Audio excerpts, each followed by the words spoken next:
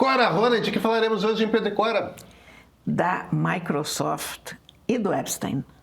E de Bill Gates, né? Bill Gates, enfim, fala em detalhes sobre a relação dele com Jeffrey Epstein, o grande escândalo americano. Bem.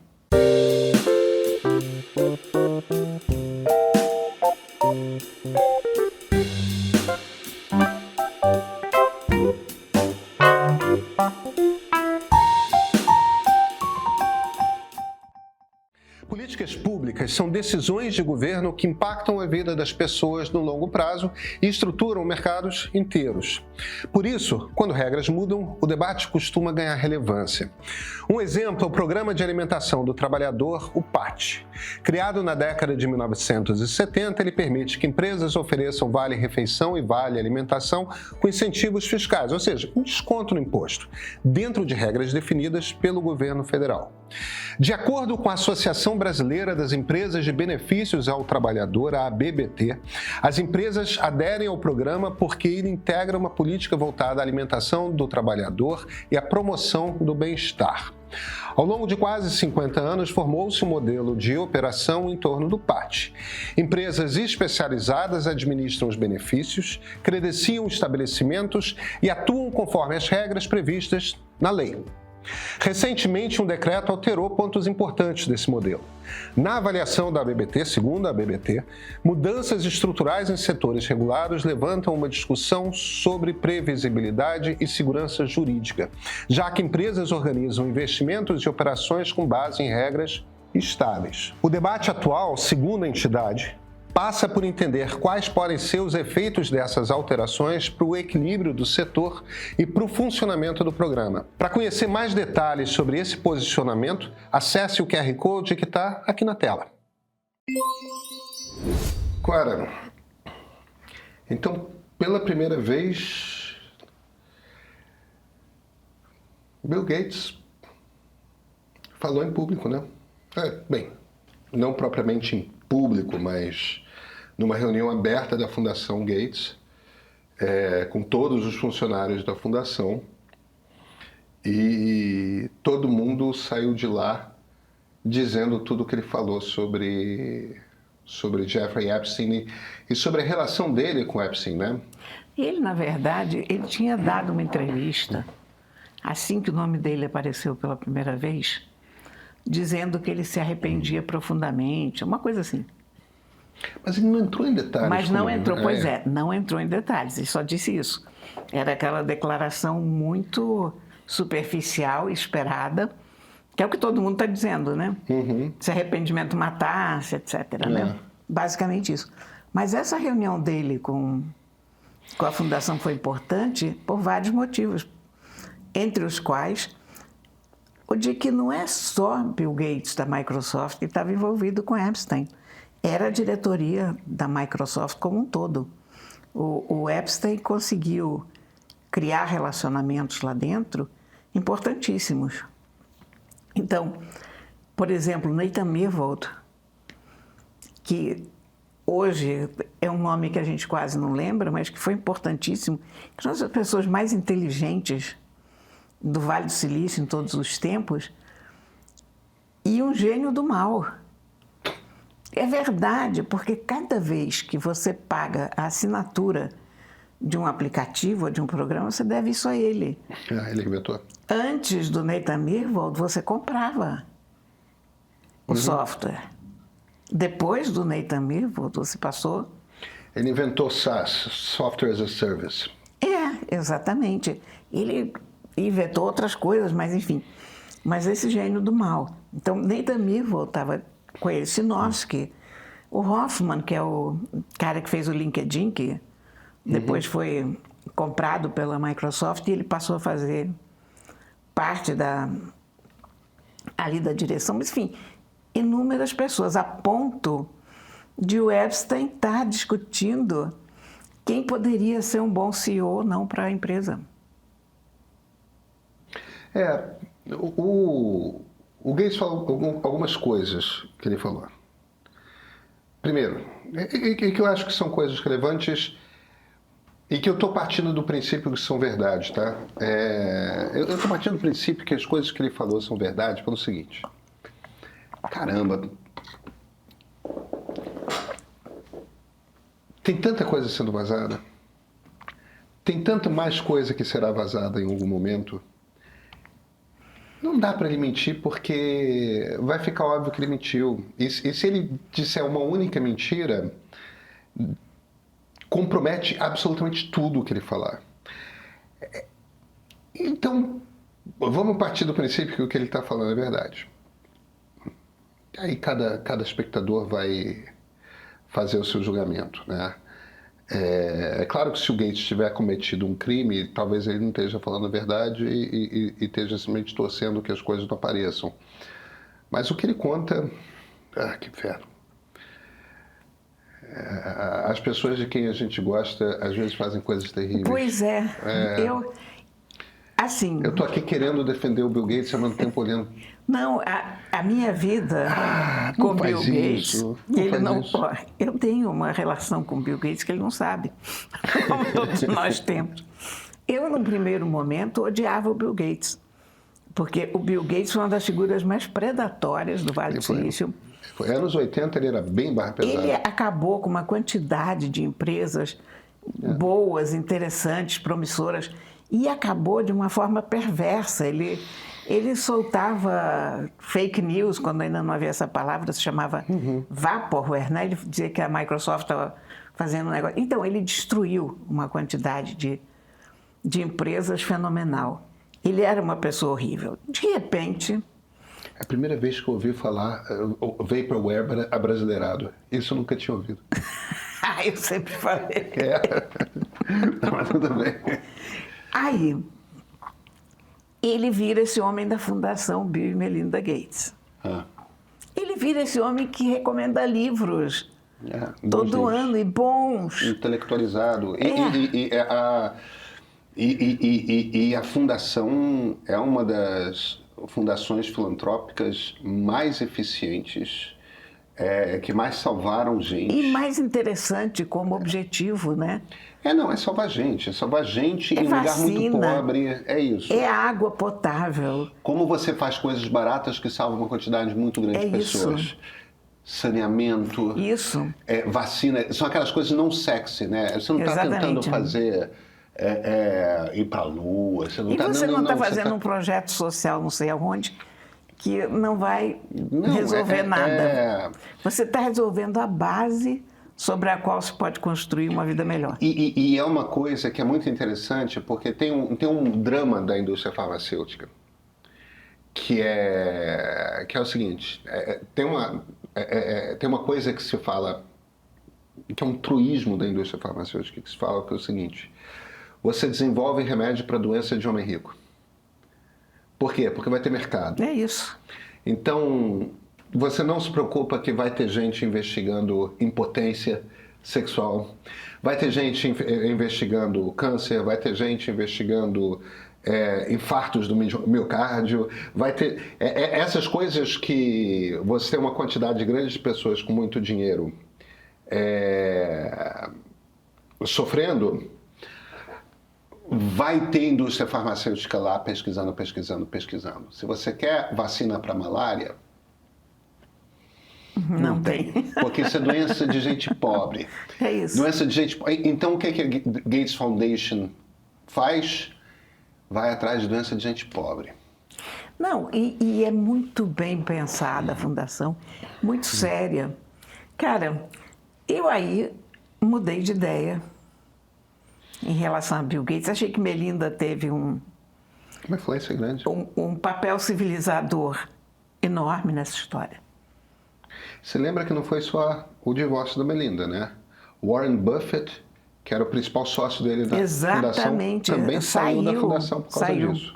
E o Warren Buffett é outra das pessoas que a gente... Que é um cara incrível. Que a gente acha impressionantes, né? E a Melinda... ela é uma pessoa discreta, ela saiu sem falar muita coisa, mas agora, recentemente, ela já deu uma entrevista. Ela deu uma entrevista para a PR. Dizendo que estavam um lamaçal, aquilo lá. Mas eu acho que vale a gente trazer o que o Gates falou. O Gates falou algumas coisas. Primeiro, Ele se encontrou algumas vezes com Epstein, eles conviveram. O último encontro foi em 2014. Que ele sabia que ele tinha tido uma coisa qualquer com a justiça, que é aquela primeira prisão, Sim, a que é uma prisão, é. mas que ele não tinha prestado muita atenção no que era. Ele diz que nunca passou a noite no ambiente que o Epstein estava. O que não quer dizer nada, porque você não depende de horário para certas coisas, enfim. Claro, mas que ele nunca passou a noite em lugares. Ele nunca visitou a ilha do Epstein, onde tinham as várias festas, isso ele afirma. Ele diz que as fotografias que tem fotos do Gates ao lado de mulheres, né? Tipo, corredores de escritório, corredores de hotel, ele de terno e gravata. Não é nada... São fotos dele do lado de mulheres em uma situação não erotizada, não romântica, não nada, mas existem essas fotos. Ele diz, olha, isso são fotos que o Epstein me pediu para tirar com assistentes dele, Ele fala que ele teve 2 casos extraconjugais sobre os quais o Epstein soube. Um caso foram 2 casos com 2 mulheres russas. Segundo Gates, ambas maiores de idade. Uma era uma jogadora de bridge, Bill Gates, participa de campeonatos de bridge, e outra uma física nuclear. Olha, a gente não gosta de teorias conspiratórias da história, mas é tão gozado isso, né? Porque se você tiver que fazer uma espiã russa, você vai exatamente fazer isso, né? Para pegar segredos da Microsoft, aquele cara joga bridge. Então vamos pegar aqui. Não, justíssimo. Certo. Quem é a jogadora de bridge mais gostosa aqui do... Claro. Né? Mas ele meio que... Em nenhuma das matérias que eu li, deixa claro a impressão que passa, porque a gente não tem tudo o que o Gates falou, a gente tem o que as pessoas contaram para os jornalistas, né? O que parece é que ele teve esse caso com essas mulheres em circunstâncias não relacionadas ao Epstein. Foram casos extraconjugais que ele teve, fora do casamento, teve esses casos. E que, posteriormente, o Epstein veio a saber desses casos. Ou seja, o cara deve ter tirado onda. Pô, tô pegando uma gostosa russa, loura, maravilhosa. Eu não descarto que o Epstein tenha apresentado ele. Que não, ele fala que Epstein later knew about it. Tipo, posteriormente o Epstein soube disso. O Epstein tem uma carta nos papéis do Epstein. É uma carta que Epstein escreve para si mesmo. Quer dizer, é tipo um memorando, uma coisa assim. Uhum. E ele conta aí que o Bill Gates pediu para ele arranjar antibiótico porque ele tinha pegado uma doença venérea de uma russa, etc. Isso. Então... Terá sido a jogadora de bridge ou a física nuclear? É difícil saber, mas olha, mas é muito curioso, né? Isso a gente começa a imaginar o Putin nessa história, as espiãs russas. Agora o que eu te pergunto é o seguinte, o que mais me surpreende? Por que o Bill Gates pediu para o Epstein o remédio para, sei lá... Exatamente. O Bill Gates disse que é a invenção da cabeça do Epstein.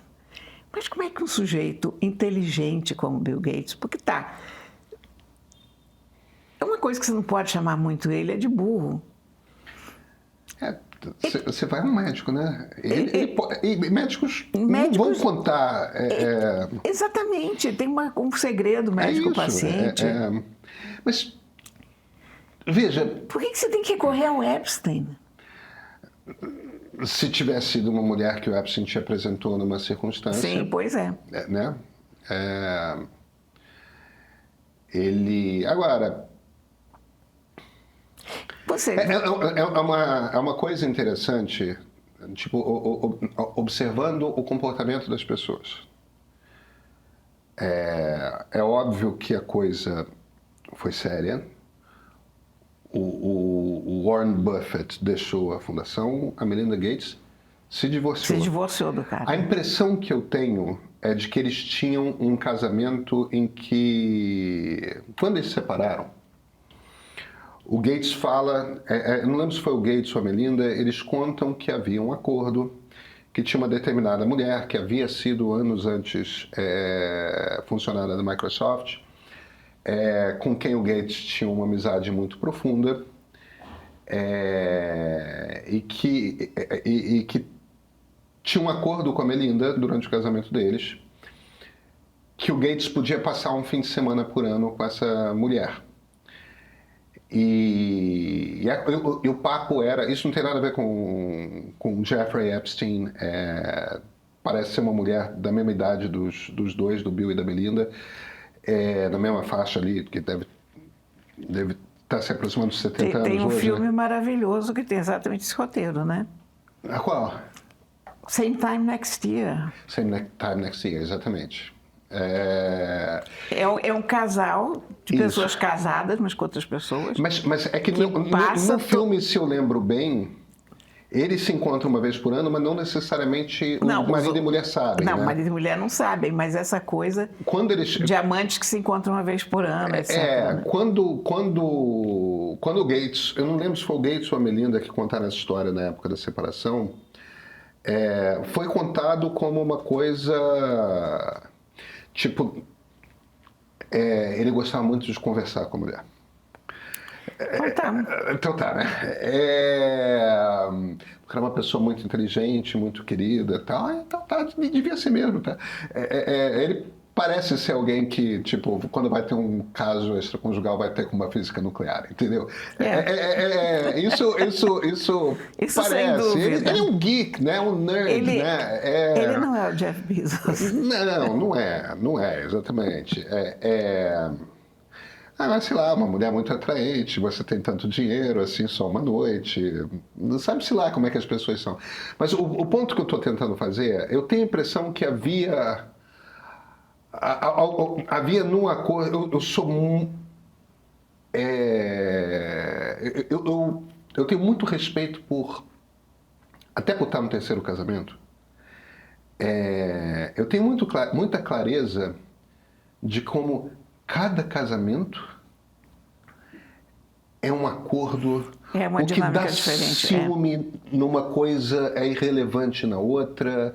Em alguns casamentos, às vezes, coisas tão inocentes quanto sair com os amigos toda quarta-feira é uma coisa, é um drama. E no casamento seguinte tipo, meu bem, whatever. Quarta, você não é? É isso. Então, eu tô falando de uma coisa boba e inocente, no sentido de que cada relação tem uma dinâmica muito particular. Nenhum casamento é igual ao outro. A gente nunca sabe quais são os acordos reais nos casais. De o que é tolerável, o que... E mesmo quando não há acordo, quando a gente está falando de pular cerca, de transar com outras pessoas, mesmo quando não há acordo, em alguns casamentos a pulada de cerca é o pecado mortal que não permite qualquer. Em segundos casamentos é uma mágoa grande pela qual a gente passa por cima. E o terceiro é só uma... Pô, vai tomar banho. Como é que você faz um troço desses comigo e parou, né? E no dia seguinte está um fazendo café da manhã para o outro, entendeu?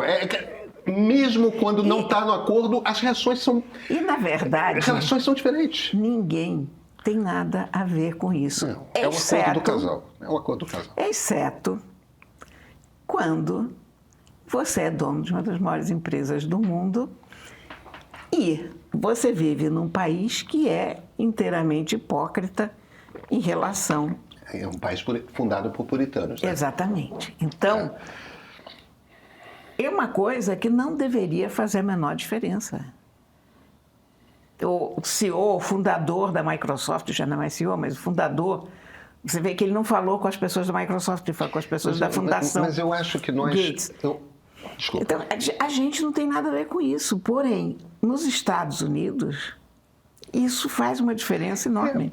Eu acho que tem 2 poréns aí. O problema com Bill Gates não tem a ver com o fato de ele ter tido casos extraconjugais. E não me parece que o motivo da separação dele da Melinda tenha sido... O problema é que Jeffrey Epstein não era apenas pedófilo. É isso. Ele não era apenas pedófilo. E se ele fosse pedófilo, já era grave num nível... É um dos crimes mais bárbaros que você pode cometer. Agora, além de pedófilo, ele organizava uma rede de prostituição infantil, Cora. Para outras pessoas que tinham... Parece que o príncipe Andrew era um assíduo frequentador da rede de jovens, de adolescentes do Epstein. Você sabe que no caso do Bill Gates, agora que apareceram essas... O meu ponto nesse caso não é só moralismo puritano. Não é só moralismo puritano. É grave. Tem isso, mas tem o fato de que a Microsoft está envolvida com um sujeito desse. Quer dizer, não é um cara que você pode dar um peteleco e, sei lá, tá todo mundo, o mundo inteiro está cheio de caras que estão saltando fora. O Jacques Lang, que era o ministro da Cultura da França, que foi uma figura muito respeitável e tal, era presidente do Instituto do Mundo Árabe, lá em Paris, pediu demissão, porque ele está envolvido com essa história. O Instituto do Mundo Árabe não tem nada a ver com isso. O cara sai, o Instituto continua. No caso do Bill Gates, de uma certa maneira, a empresa toda se envolveu. O alto comando da empresa. Porque quando você tem o alto comando de uma empresa lá, e aí é um sujeito...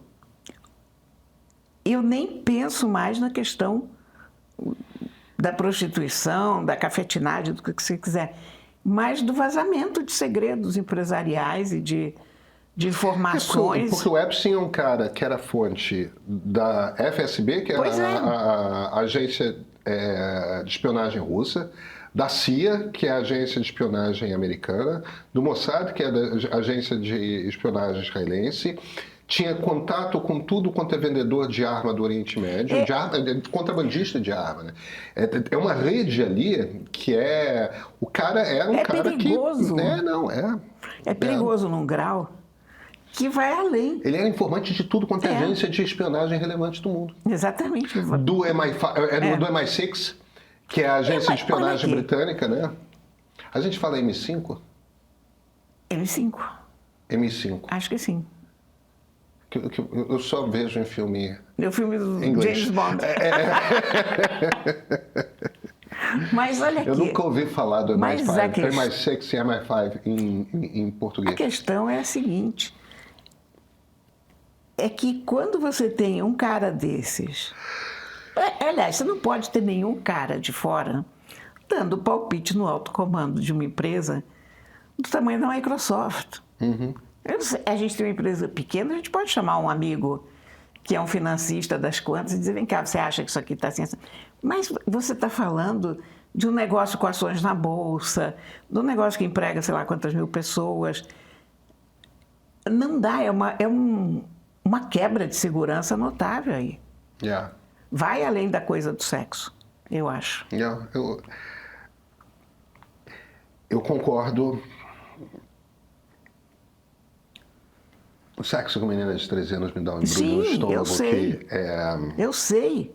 Mas o que eu estou dizendo que nesse caso da Microsoft e de outras empresas, quer dizer, tem muitos casos em que os caras estão implicados e que a coisa vai além. E aí, vai além num sentido mais amplo, porque pode prejudicar mais gente. Deixa de ser uma questão entre 4 paredes para ser uma questão, sei lá, social. Né? Afeta...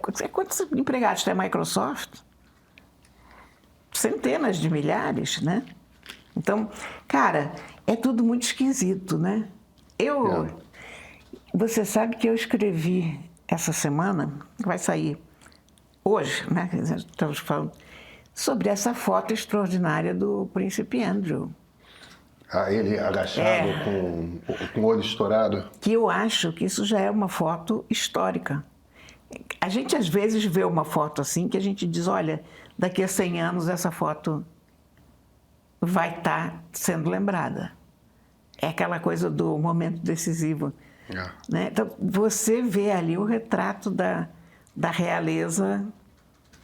O rei Charles já lavou a mão, disse que a justiça que faz o que a justiça tem que fazer. Mas eu quero deixar registrado a minha admiração por esse fotógrafo. Eu acho que ele vai ser preso, hein?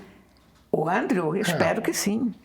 Esse é uma das figuras mais asquerosas do lote todo. Agora, o fotógrafo... da Reuters... Ele foi para a delegacia. Ele tirou diversas fotografias para... Ele entendia que ele ia precisar tirar essa foto muito rápido. Então, ele tirou várias fotografias para ter certeza de qual era a abertura do obturador, de qual era a velocidade que ele tinha que usar.